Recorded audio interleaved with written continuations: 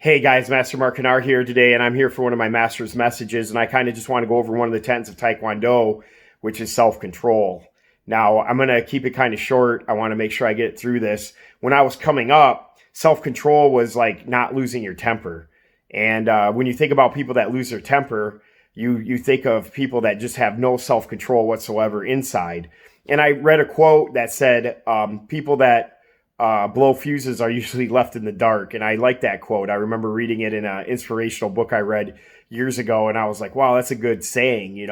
And that's so true. Nobody likes to be around someone who loses their temper. And I was reading a book a while ago called The Art of Communication. And in that book, it talked about people that are losing their temper. It compared it to a house fire. And a normal person, if their house caught on fire, they would be concerned by calling the fire department or trying to put the fire out themselves somehow.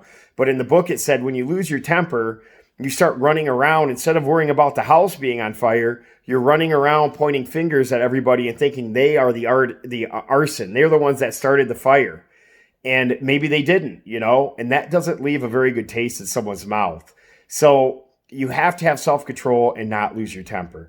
And when I got into more personal and professional development and I read a lot of books on the subject, I realized self-control is a very broad idea. And I was like, wow, this is way broader than I thought originally. It just wasn't about losing your temper. It's about having self-discipline. And when we think about self-discipline, we think of martial artists. Like that's something that you see the self-discipline in. That's what I love. A lot of people like to watch me do breaking because they see that self-discipline. They're like, how did this guy do all this stuff? And there's lots of stuff at tournaments that I do at demos that they don't let me do because it's only board breaking.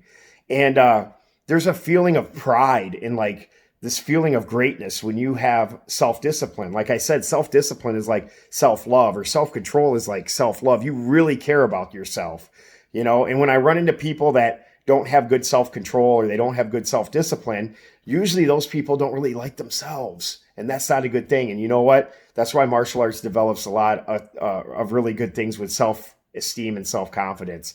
But let me talk real quick about how to get good self-control, so to speak. The first thing you want to do is find your weaknesses.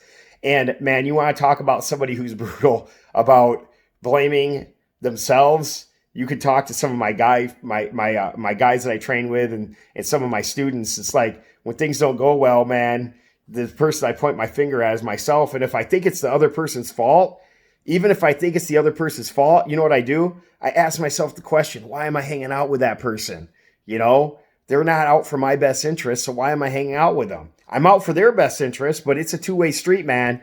And I see people that are like in relationships sometimes and they're doing all the work and the other person isn't. And it's toxic to that other person. And they got to realize like, hey, this person does not have good self-control in themselves. They don't really care about themselves, but you got to find your weaknesses first. And the best way to eliminate your weaknesses isn't just to like throw the weakness away, so to speak. Sometimes, a lot of times it's just to get moderation or get control over what you're doing, and that's really, really important. Now there's some extremes where you like people just kick a habit. I had a friend who smoked. He just threw the cigarettes away and they didn't smoke anymore. And then I had some buddies that were drinking, and what they had to do is they had to go to like special meetings and get it under control that way. And now they really make sure that they don't put themselves in situations where that addiction is there. Like they stay out of bars and stuff like that. And that's very, very important. And when you start to work in moderation or you completely eliminate your weaknesses, what happens is you start to form a habit. And that's the next step of self-control, is having positive habits. Okay. And get those habits down that are positive. All right. And I always make a game plan every single day. That's a habit that I have, because if I don't, I'll just waste time. And when you waste time, that's the most valuable thing you have, is time. When people waste my time, I get pretty ticked off. And then I think, you know what? It's my own fault. I shouldn't have been hanging out with that person because they're wasting my time. They don't value their time. Or if they do, they don't value yours, and that's not fun to do. And the other thing that you want to do is when you start to develop habits, you want to start developing a reward system. And one of the things that I do is I'm very, very disciplined with my finances. And I make sure I read a book called The Richest Man in Babylon. I read a whole bunch of different books. And basically in these books, it said that, 70% of your income should be towards your bills and 30% you should save, or 20-80, something like that. And what I do and we're going through this tough time. A lot of people called me up and said, what are you going to do? You have 4 gyms. Well, what I did was I made plans prior. So when I make money at each one of my schools, I put 10% away in case of emergency fund. So if a gym's been open for a long time, there's a larger amount of money in there. And what I also do is I try to put 10% away in my retirement too, because I don't have a retirement or whatnot. I have to have my own discipline on that. And I don't spend unless those are filled first. I pay myself first is what I should say. And that's how I pay myself first. And my reward is after I pay myself first, then if I want to buy something nice and extra, then I have money to do it because I had the self-discipline to do that prior. Now, the other thing that I would say is setting goals and having your own personal standards, okay? Having your own personal standards and having your goals are very, very important. Now, someone says, well, what's the difference, okay? I'll give you this way. Your personal standards are your bare minimum goals, all right? Let's say you said, well, I'm going to go run 5 miles. That's a goal today. Well, you start getting tired and you said, well, you know what? I at least have to do 2, okay? Your personal standard is 2. Your goal was 5. And you know what happens when your personal standard is a little bit lower than your goals? Eventually, it moves up, okay? Think about lifting weights. When you first started bench pressing, maybe you could only bench press 80 pounds. You said, well, I'm going to do 80 pounds a day. Well, pretty soon you're doing 100, then 150, then 200, and then you keep going up until you reach kind of a plateau. But you know what? Your personal standards started out low, your goals were higher, and you kind of just kept reaching it further and further and further. And that helps you with your self-control because what you're doing is you're building goals for the future. And that self-discipline and self-control builds you and helps you grow as a human being. And that's very, very, very important. So one thing I would recommend is always plan for the future, set those goals, and know what your personal standards are. I'll tell you one thing.